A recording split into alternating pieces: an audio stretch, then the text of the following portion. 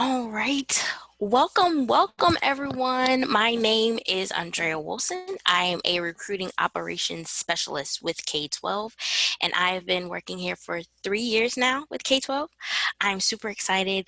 I'll be your host and moderator today for our webinar Wednesday, where we will be talking about K12 application 101, and we will be showing you all the tips and tricks on how to apply to work for K12. We have quite a bit of few, I'm sorry, quite a lot of people in our group today. I'm super excited.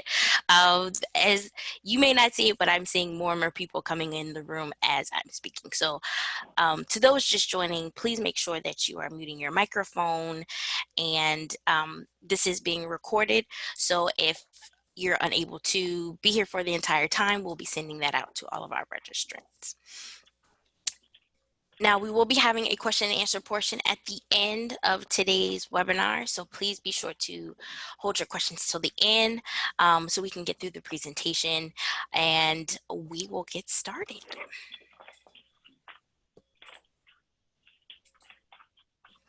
So, who you'll be hearing from today, you'll be hearing from Christy Engel, Colleen McGurgan, Megan Payne, Lena Ruck. Christy is a lead teacher trainer. Colleen is a recruiter, as well as Megan is a recruiter that works on my team, and Lena Ruck is another teacher trainer. They will be talking to us today about, let me go to our agenda. We'll talk about who is K12, are you K12 material, the hiring process. We'll talk about how to apply at K12. We'll talk about using HireVue and lesson plan tips for teachers that are applying with us as well. And then we'll wrap up and we'll do quick questions.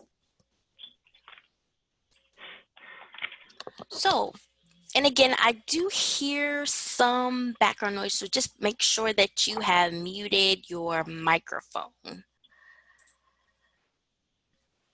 All right. So who are we? If this is your first time hearing about K12, we always like to start off just with, just a grounding, just so everybody's on the same page. So, and if you see me going back and forth, I have two screens, so I'm not looking away. I'm just looking at my bigger screen.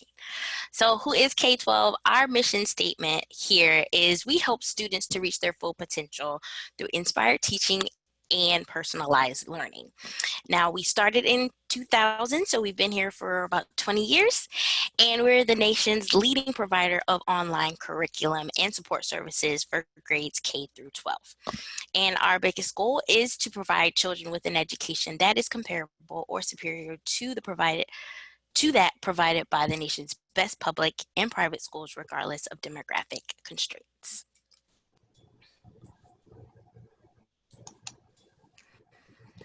Now, are you K-12 material? So I won't read all of the slide, but when you are, if you have been interested in working for us, we always make sure to encourage people to be prepared. So take a look at our website and learn more about our company that you are interested in. We also want you to make sure that you know yourself, know the skills that you have and what you can bring to the table. And know the positions that you're interested in. By doing that, and we'll also talk about that later today, is you can go on our website to look at the different positions that we offer. Not only do we look for teachers, but we also have a lot of corporate positions that you can apply to as well. So I don't want people on the call to feel limited if they aren't a teacher. We still have positions that are available for you. Also know what you want and apply for those positions. Again, we'll be talking about that later.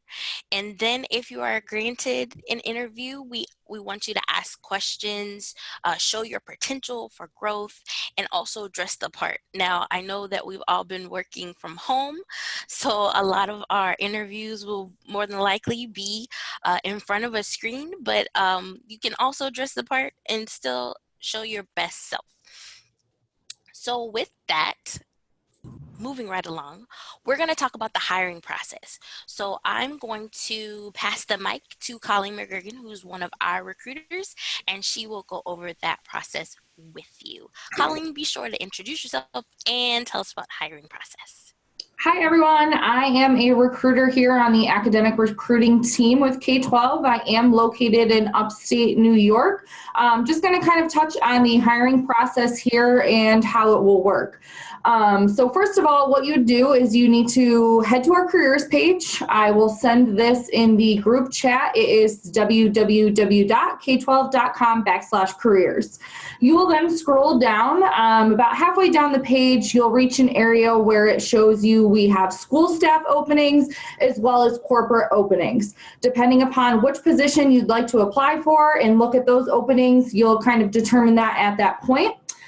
So for example, if you click on our school openings, you can narrow it down by the state that you live in to view positions in that area. Once you've found the position and you've submitted application, the recruiter will then review your application. Please keep in mind that we may have multiple positions in the same content area in the same state, but please be sure to submit applications for every position that you are interested in.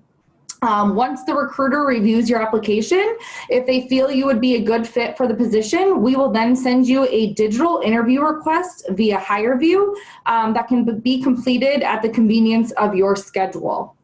Once that has been completed, your resume and your interview will be sent to the hiring manager for review. If the manager feels that like you could be a good fit for the position, we will then send you an invitation, most of the time via HireVue, and at that point it will either be a phone, a Zoom, or possibly even a face-to-face interview. Once the interview has happened and we get the feedback, and if the school or the hiring manager is ready to move forward with an offer, the recruiter will reach out to you via phone to go over those details.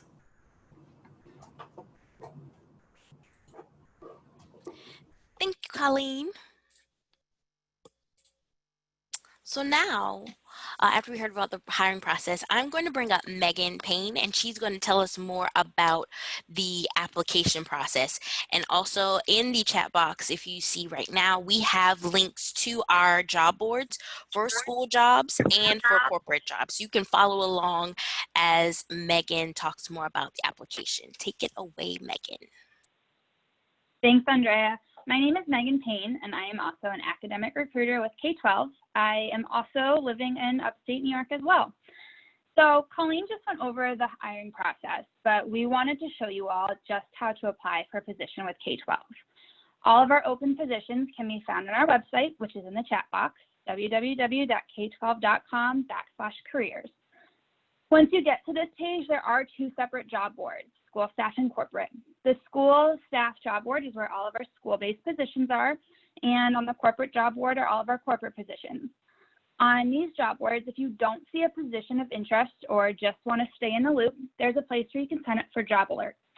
We definitely strongly encourage you all to sign up for these job alerts as well as check back frequently, because we do keep the most up-to-date positions on these job boards. Right. Moving right along, now we're going to jump into HireVue. And Megan, if you could just tell us a little bit about what it's like interviewing through HireVue, and then we'll move on to our lesson plans. Yes, absolutely. So with HireVue, we know that's maybe new to some people, and we definitely created some tips for these interviews. HireVue is a video recording, so you are using your web camera, and the biggest thing is definitely to test your technology. Be sure that your camera and your microphone are working before you complete your on-demand interview or you sit in for that live interview. The second tip we have is to check your environment. Be sure that everything your camera is seeing and everything your microphone is hearing, your interviewers are also seeing and hearing those. We definitely recommend a quiet place that is completely free of distractions. The third tip we have is to do those practice questions. For the on-demand interviews, practice questions are given and definitely encouraged to answer. They will definitely give you a better feel for what the actual interview will be like. But keep in mind that these questions are not the real questions and no one will see them as they're not recorded. And the last one is to be yourself. All interviews are nerve-wracking, but remember just to be confident in yourself. Thanks, Megan.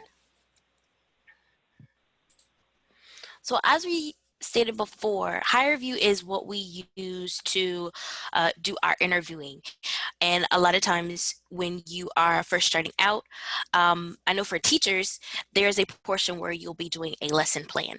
So we wanted to bring in some teacher trainers that could give us some more insight as far as the lesson plan process and just give us some tips to those that are on the call now that may be interested in applying for a teacher position. So I'm going to have Christy Engel and Lena Ruck to talk to us a little bit more about that. Thanks, Andrea. Yeah, Lena and I are so excited to be here, having both taught online for K-12 schools in Ohio and Michigan, as well as supporting schools in the instructional coaching capacity. And now as teacher trainers, we know how exciting this opportunity can be, but also, as you know, we've mentioned how all interviews are nerve-wracking, especially if this is your first time joining the online learning field. So, thinking about what can we leverage from our current practice. If you are new to online learning, we do things just like we would in the brick and mortar. We develop lesson plans. We interact with students on a regular daily basis. We communicate via email, phone calls, multiple learning platforms, both in person, such as Zoom, or the ones that are embedded within our courses. And so there's a lot of opportunity for interaction. So just applying to be an educator in the online setting is no different than brick and mortar. And so we really want to have applicants feel as prepared as possible. So don't forget about those lesson plans that we learned how to write. If you're an administrator on the call, see a lot of administrators, a lot of folks interested in the curriculum development side. It all boils down to having some kind of a plan. So for those that are interested in teaching positions, as Andrea mentioned, you can plan to share a lesson plan. One of the biggest pieces is most of the applications or most of the postings will have a specific grade band content area. I'll speak to the general education side. Lena's going to add some additional information from the special education point of view, as that is her definite area of strategic expertise. But really just thinking about, what do you teach the best? If you had to really put your best foot forward, like Megan and Colleen have been sharing, what lesson are you the most proud of in terms of what you've already taught? And bring that into the conversation with your interview process. Something else to consider, really make sure that you're bringing in those standards, those state tested standards that we are also familiar with. And again, really just making sure that what you would walk into a classroom, either in the brick and mortar or in the online environment, if you're not new to online learning, make sure you bring that and bring that A game, so to speak, when you bring your full self to the online application process. Lena, you want to hop on and add to the conversation then about that special education focus? Yes, and if you're like me, my licensure for special education in my state is actually K12. So it runs the gamut. So I would choose what I'm most comfortable with for my lesson. So I would do a middle school lesson. And because in special education, we often have multiple focus areas, I'd also choose one focus area that you're most comfortable with. So for mine, I would probably do a 7th grade math small group lesson, or, an 8th grade language arts small group lesson. But I would try to pinpoint something specific versus trying to show a range. It's better to highlight your excellent teaching instead. And then what are we looking for too in that special education area? Can you accommodate? Can you modify for students even within your session? Can you differentiate even though your kids may have the same area of need? Doesn't mean we need to meet their skills in the same exact way, right? So showing how you can adjust even your lesson, and show how you would incorporate multiple ways for students to learn. And so that's what I would consider when doing mine.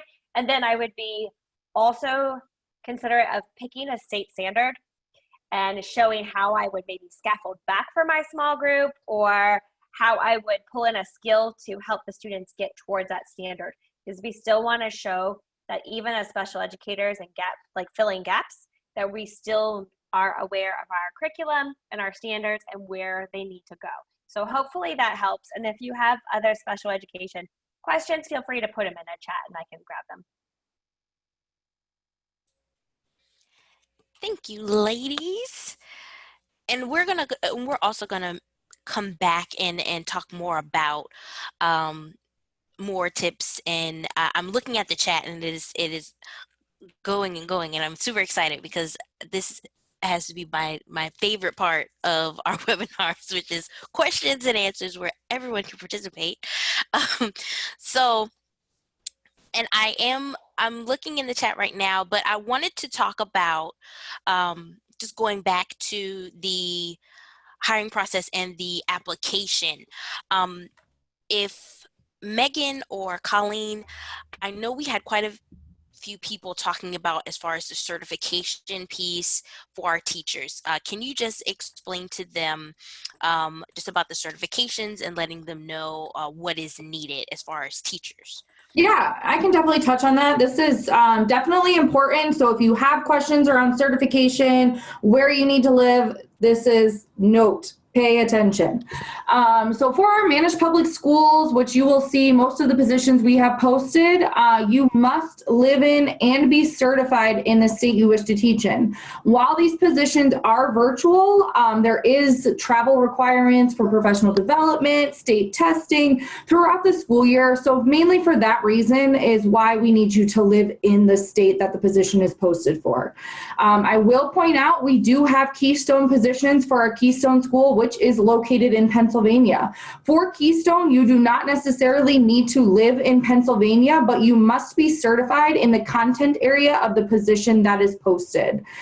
We do also offer some learning solutions positions, which you'll typically see posted as a part-time position. For that position, you can live anywhere, but you must be certified in the state that the position is posted for. So that's just kind of a general overview of certifications and where you need to live depending upon the position.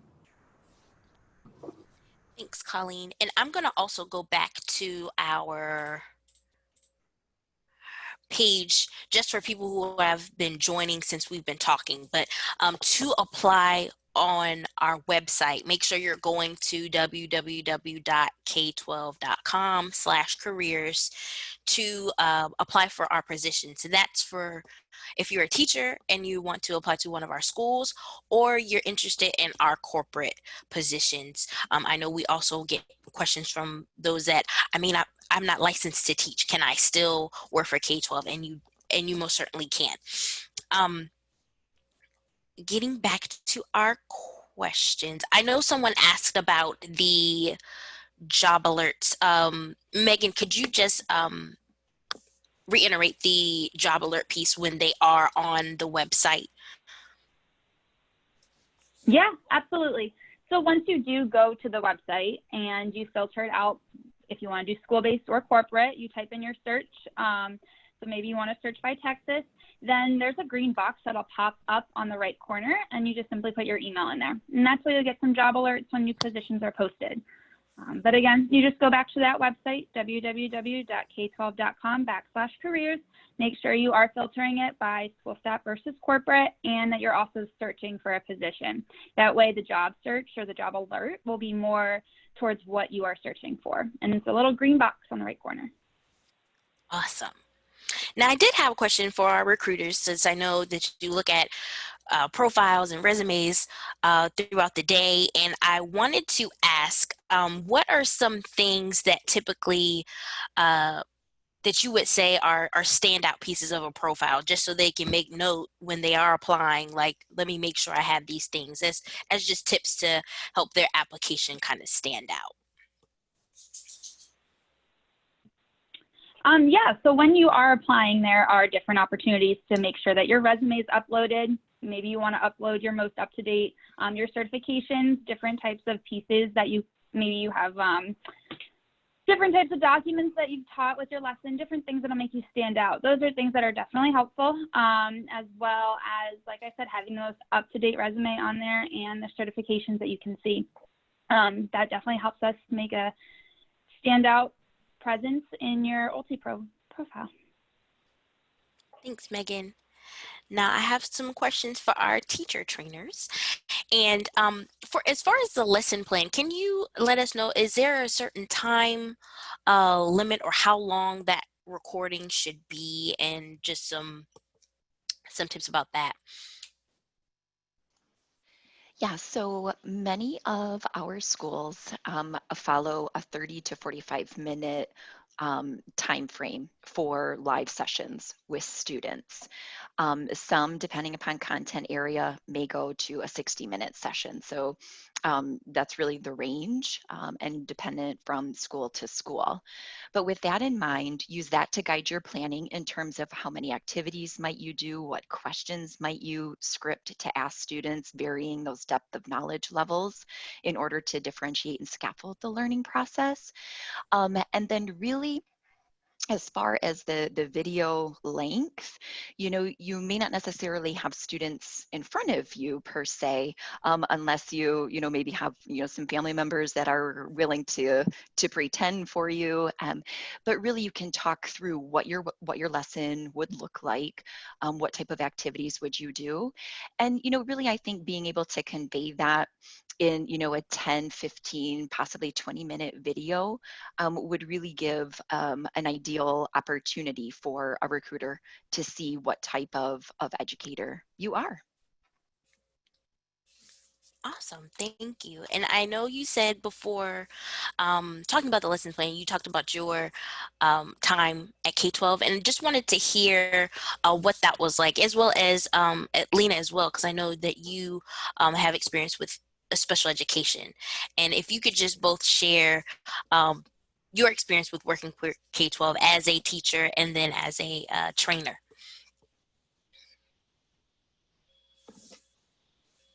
I don't mind going first. we're both making eye contact, determining who's going first. So I actually started in Ohio. We call our special education teachers intervention specialists. So I started with a brand new school in October, their very first school year, which was really exciting, being part of a new team and a new school and building a culture and a community. And even from there, within your school, there's opportunities to grow. So within 2 years, I was a team lead, and I specialized in special education. I was able to then support what we call compliance and making sure documents and processes are good with the law. And even from there, then you can move up within your school, or you can move up then from a national team. So from there, I became a coach, and then now I'm with talent and development. Yeah, this is where multitasking has taken a really backseat in my life. I'm like trying to maintain the chat. There's some really powerful and critical questions happening in chat. And, one of the questions I think that I can speak to, my area of certification is 6 through 12 secondary, biology, general science, and then a lot of electives, phys ed, health, dance, as well as psychology. And so, when we talk about the number of students that might be in a session, really truly varies depending upon the grade band and the content area. Again, a lot of our schools really advocate and promote a small group session size, which really could range anywhere from 15 to maybe 20 students. However, on the flip side, an electives teacher may have a much larger class size in terms of those live sessions, where you could maybe have 40, 50, students in a session, because oftentimes you see those students fewer times during a week.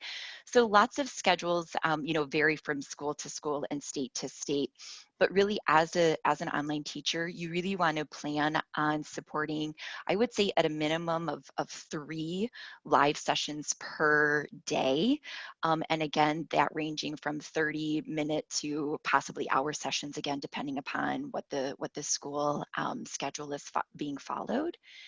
And then outside of those times, you're grading. There is grading. It's not all computer graded.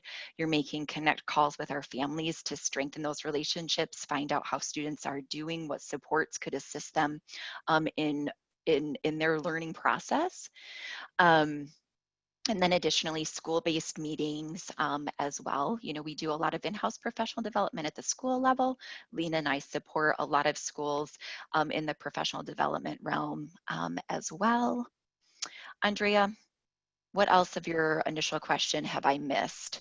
Because I am like trying to remember what I wanted to put in chat now and then Oh share no, verbally. you're fine.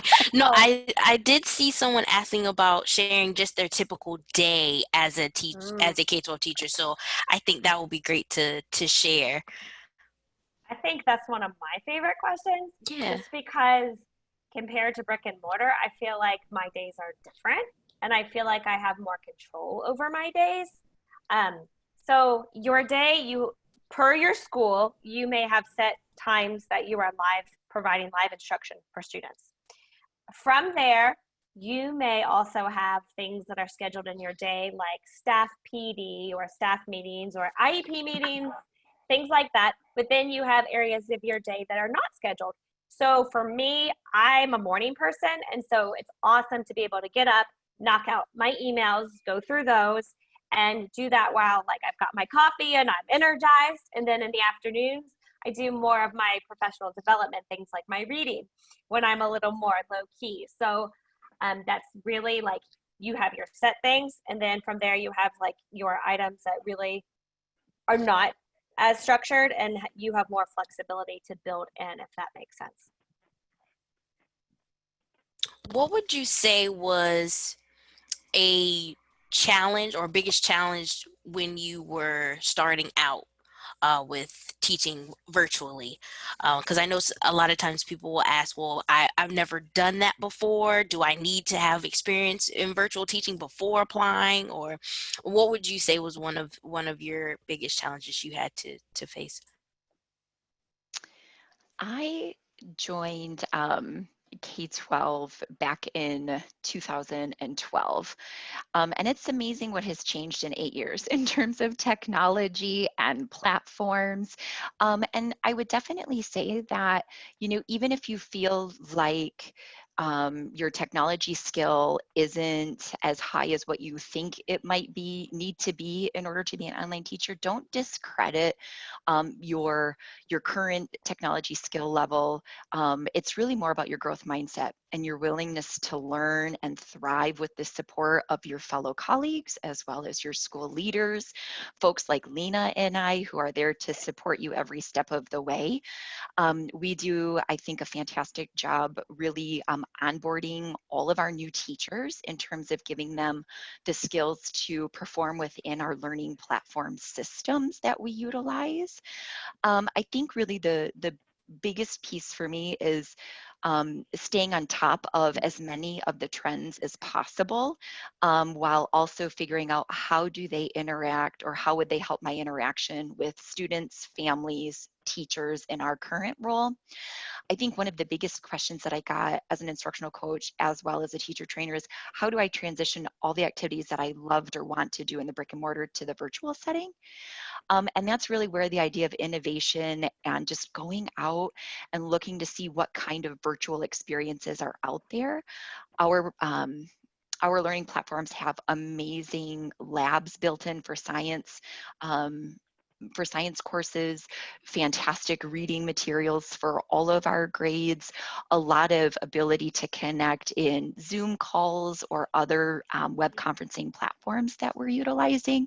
So students can see you, interact with you. You can, you know, show them how to do a particular stretch if you're a PE teacher, easier now than you could 8 years ago when I started. So I think really that growth mindset is pivotal, and really just working to have in the mind, how would you do a lesson that you absolutely love from the brick and mortar?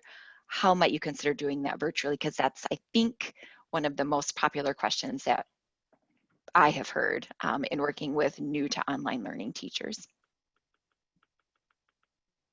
It's really, really good.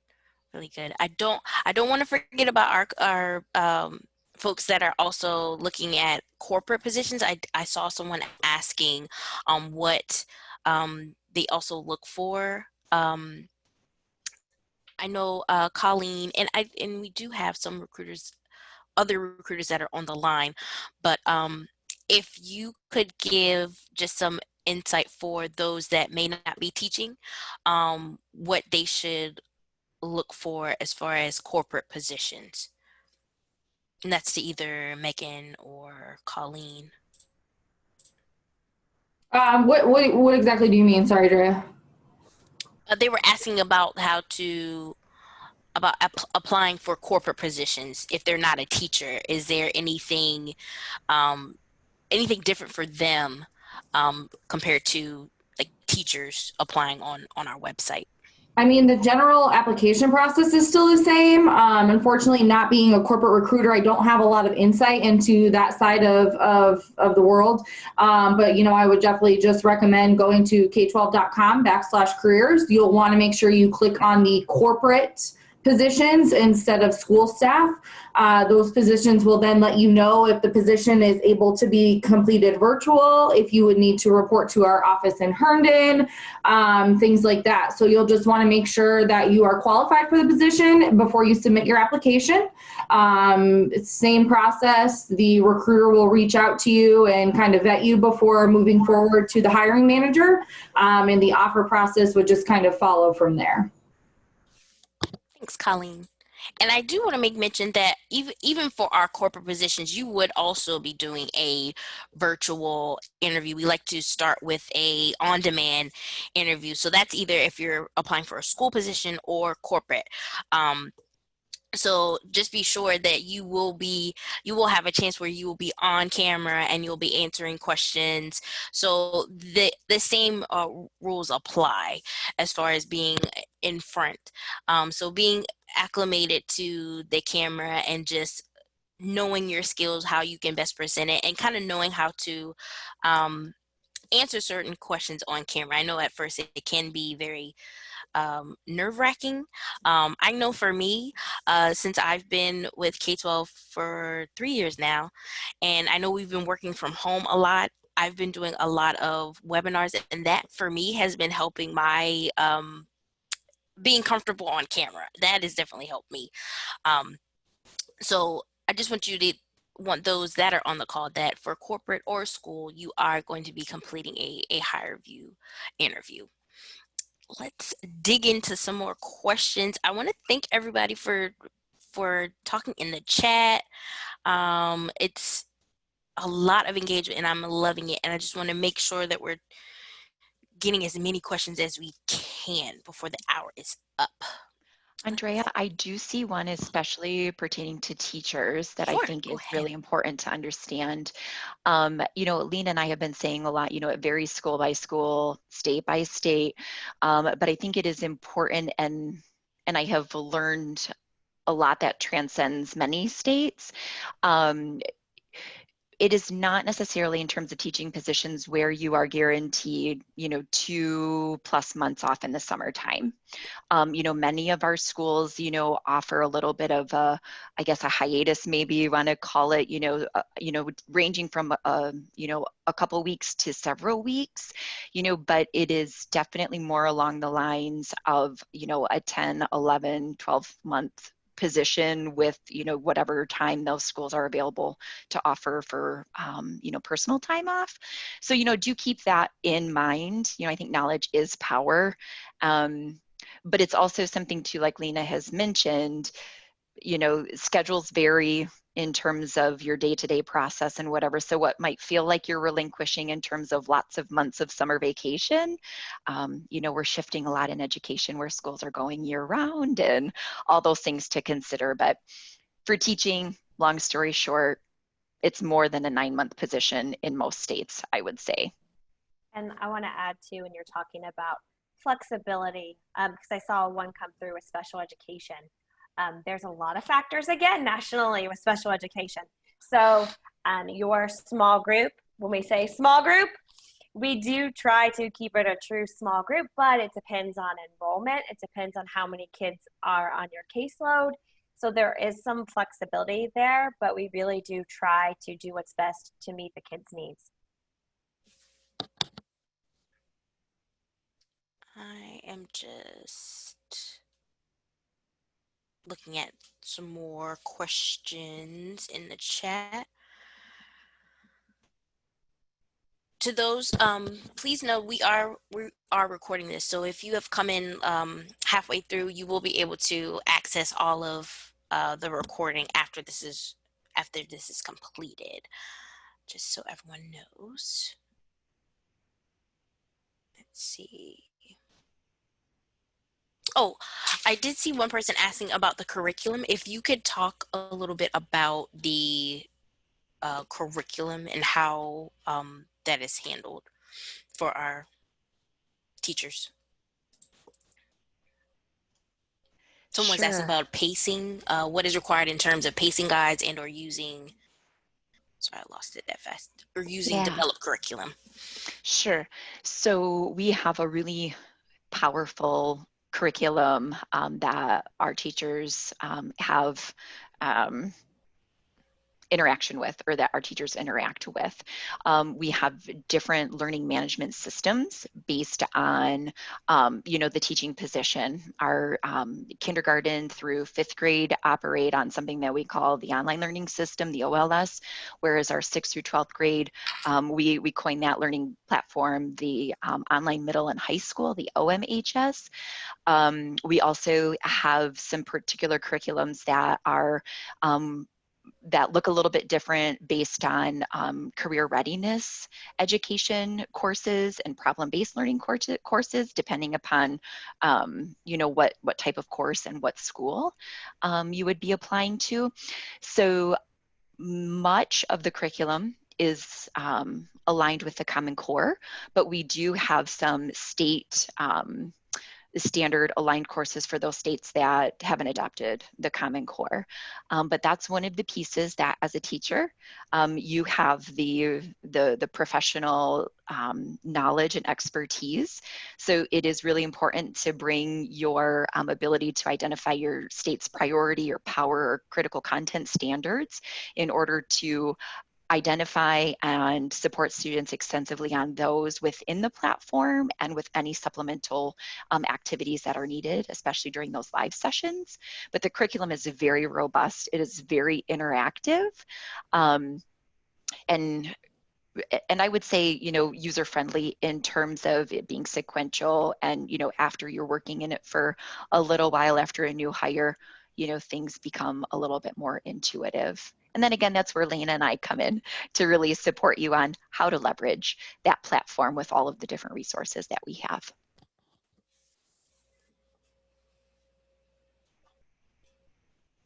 Thanks, Christy. And I'm gonna.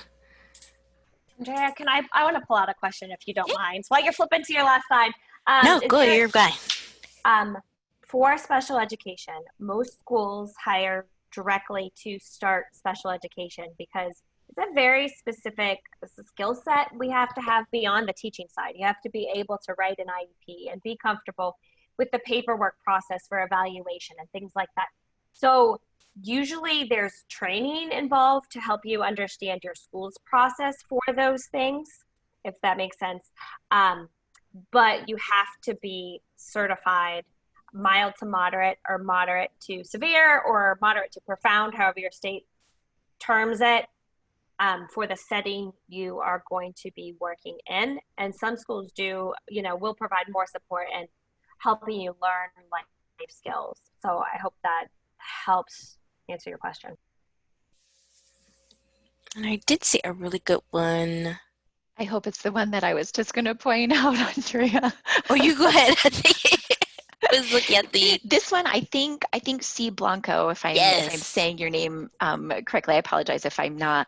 Has brought up a culture piece. And I would say whether it's from the corporate position side to a school-based position, a teaching or administrative or support staff position, one thing that I really couldn't boast more about or be more proud of is the collaborative, innovative, all around positive culture within our company. And I think particularly as we consider our current cultural and societal occurrences and happenings, we have a very hands-on executive leadership team that really guides and supports us with powerful resources, professional development opportunities, webinars, roundtables, where we can go free of blame, free of fear, with an open door policy to getting the support, questions we need answered, and how to be the absolute best we can be in terms of not just representing K12, but representing you as a person. So the culture piece, I think I just really needed to add. Thanks. No, that was awesome. And I also, yes, thank you, Lena, for showing the shirt. I also, we're still going to And the keep cares answering. piece. We Yes, care. I we mean, these are care. literally our hashtag, right? Right. Yes. K12 cares. And I know this is our last slide, but we're still going to continue to answer and ask questions. But I did want to make mention, just make sure that you do follow us at K12 Careers. I also have put up K12 talent development and community. That's where you will see Lena Ruck and Christy Engel. And also want to mention, I don't, if you already are following talent development and community, Christy does an amazing, there's this mini series that that she's doing on Stop Chasing Perfection. So I wanted to make mention of that because it's been awesome. And it not only for myself, I'm not a teacher, but I have been getting a lot of it as well. So again, there's support for our teachers, and there's also support as far as our development and as far as corporate side. And that's something that we want to make mention as well for those that are interested. We have employee resource groups within K12 that you're able to join, and it helps to build a sense of community as well at K12. But just wanted to make mention to please follow us, as you can stay connected and learn about more events and webinars that are like this. So that was my soapbox. So I'm going to drop back off and get into more questions. I've seen one come through a couple of Yeah. times about the ESOL. Some schools have specific, with higher levels of English as a second language students, they have people that are certified for those, but some schools don't have a high population of students, and so they might not. So that's really going to depend on school need, and enrollment. And Ben, it also would be very similar to a special education position. So you need to be certified, and then they would meet with students very similarly to what Christy and I have been talking about with the teaching side. I did want to touch on, somebody was asking about benefits, if we could kind of talk about that a little bit. Either Colleen or Megan, if you wanted to talk a little bit about benefits. Yeah, absolutely. So all of our full-time positions, and it's full-time and part-time K12 employees, do receive benefits. If you are a contractor, though, that's separate. So full-time and part-time K12 employees do receive them. We offer full benefits as well as a 401k plan. And then also we have PTO and days off throughout the year as well. So those are the big components of our benefits plan. I also want to make mention, we put in the chat box, if you want to sign up for future webinars and newsletters, there's a link in the chat right now, and I can repost it just so you can stay connected and hear about more events like this. Because we're going to, we do these once a month.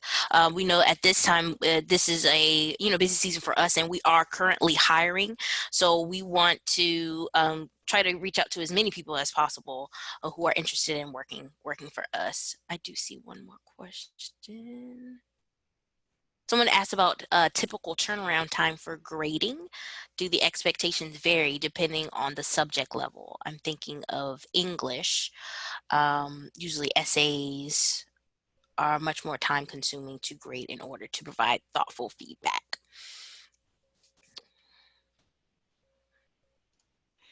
Yeah, so as far as, as far as feedback goes, again, here's the caveat of it being school specific. A lot of schools have some very strict turnaround time, but I definitely hear the ELA side of things. I've spent a lot of time with ELA teachers. There are essays, there are research papers. Um, and so that's definitely something to, to consider in terms of working that into your schedule, so to speak. So I can't really speak to an exact turnaround time because it is so school specific. I can speak to a 24-hour turnaround time in terms of all of the communications for families and students. That is something that we pride ourselves on across the, the corporate side as well as the school side. But there are teacher graded assignments that would need to be considered in terms of your, your timing of your schedule on a day-to-day basis. Awesome. Thanks, Christy. Now, I had someone ask about becoming a recruiter. Megan and Colleen, if you had any insight as far as applying for a recruiter position or becoming a recruiter with K12. Sure. So those positions will be posted on the corporate side of the page. If we do have any, I believe we are probably in the process of opening some of those roles. So I would definitely just continue to check the careers page as often as you can. We do update the careers page daily with new positions. Thanks, Colleen. Now, I see Hope Altman was asking, do you need to apply every year? Now, are you referring to teacher position? I'm just seeing your question. I want to make sure we answer that for you correctly.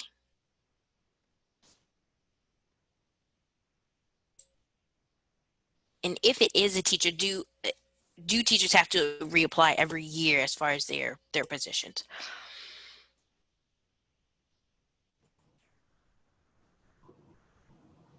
Were you talking to me? Sorry, Drea. Oh, I'm sorry. That was to our teacher trainer. Someone was asking, do you have to apply each year? I'm assuming they're referring to a teaching position. Yes, definitely reapply every year because the positions from last year, we do not have any visibility into those applications at this point in time. We are just focusing on the positions that are currently active on their careers page. So as long as you're qualified for a position, definitely submit as many applications as you can. Okay. And they were saying, do you get permanent status? This is for teachers. So typically our teachers are hired on full-time permanently. Most of our schools do not have yearly contracts. Again, we may have a couple of schools who do sign yearly contracts, but for the most part, our teaching positions are at-will employment. So you're just employed with K12 until you decided to move on or whatever the case may be.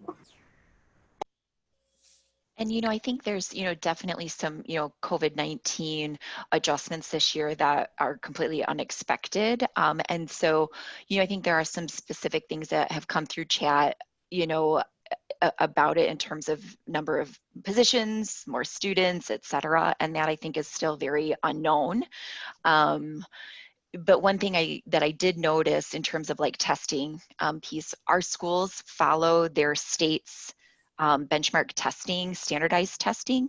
So our, teachers, they support state testing, whether it's online, face-to-face, however that is done at the state level, because those are what our schools are measured on to one part of their school report card, so to speak. Additionally, our schools choose from standardized benchmark or interim assessments like NWEA, STAR 360. And so those are, tests that many educators are familiar with that our schools leverage in terms of determining student growth. So despite COVID, yes, a lot of our state testings were not occurring this year, but I certainly don't expect that to happen in the near future for school year 2021. So, as was mentioned by Colleen and Megan, there are travel requirements, and the in-state piece, this is one of them, because we do often have to have teachers at facilities to support state testing in a secure manner. So that is something to keep in mind throughout the course of a school year. Now, I did see someone ask in chat, do your schools have performance grades based on proficiency and growth? I'm not sure if either can answer that. I think if you mean like state report cards, yes, we do have state report cards per our school, per our state, if that's what it's towards. Yeah, and that speaks to the idea of not only the yearly state standardized testing, but also those interim benchmarks, whether it's NWEA, Star 360, USA Test Prep. Our teachers are held to a very high standard of supporting students to show that growth from beginning to middle of year and middle of the year to end of year, and then the overall yearly growth. So we incorporate a lot of those types of metrics when we're looking at schools and supporting schools, especially from the professional development standpoint as well, that Lena and I can speak to specifically. There's been a couple too about like the evaluation piece. Again, state dependent, school dependent, but we as a corporation are very in tune with the need for teachers to have immediate consistent feedback. So many of our schools are making sure that there are both formal and informal observations. Again, Lena's and my team, we have the honor of being in classrooms and providing some feedback to teachers depending upon schools participating in that support. So there's definitely lots of folks that are in your lessons and working to help you take your next step towards professional growth, both live sessions and sessions that are recorded, because all of our sessions, it is encouraged that teachers record their sessions, not only to protect the students, but also the teachers, as well as to allow teachers to provide recordings for students that aren't in attendance. And that makes me want to add two things, if you don't mind. So first, with special education, yes, we also get support in the classroom, which I think is super powerful because my brick and mortar didn't necessarily provide that to me as a special educator. So it's super awesome that we have that support here at K12. And the other thing I've noticed trend-wise too, when Christy and I have been saying varies by school, varies by state. If you have a school level interview, you can ask.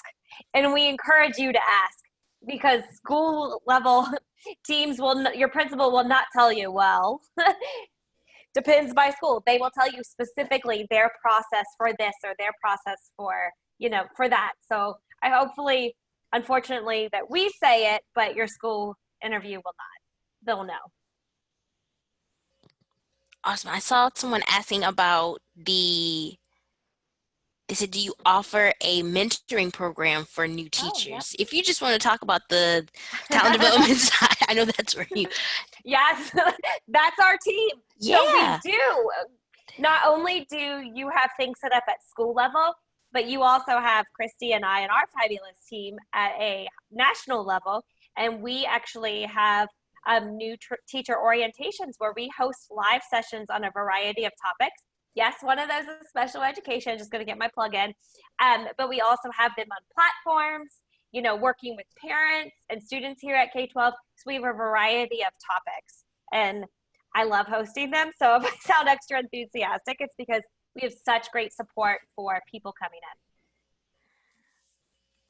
Thanks, Lena. And I also want to piggyback off of what Mikhail was typing to someone.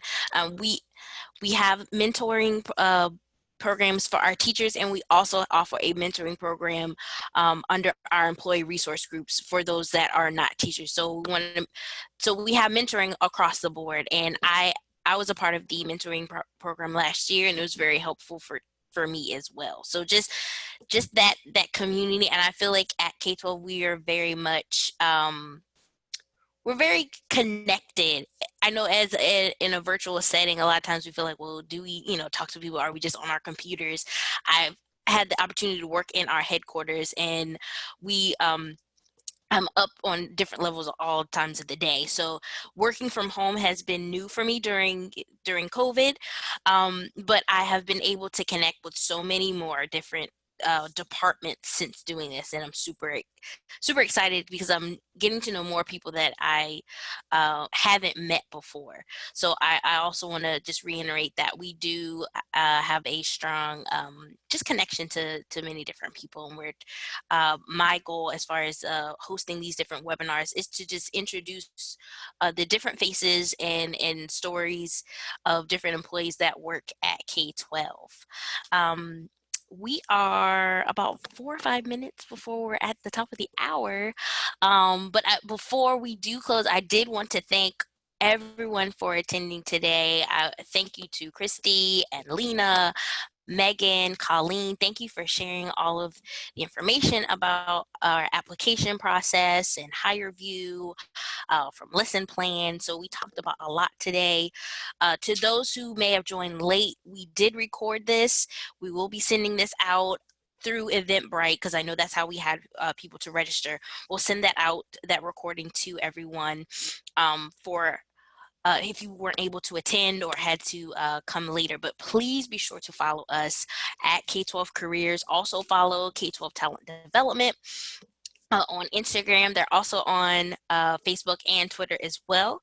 And but let me just make sure there isn't, oops, I got excited and I went out. Let me go back. Okay. Let me see if there's any last questions, but if not, okay. I don't see any more. Let me stop. Are you able to see my screen, or are we on, or did I stop share? No screen. Oh, so I see all of your faces. Oh, this is lovely. I just want to thank you all again for joining us today for Webinar Wednesday for K12 Application 101. Again, we will be sending this recording out to everyone. And because I don't see any other questions, I will give you back your 3 minutes of your day. But I want to thank everyone for coming, and thanks for joining us for Webinar Wednesday. I'm your host, Andrea Wilson. See you next time.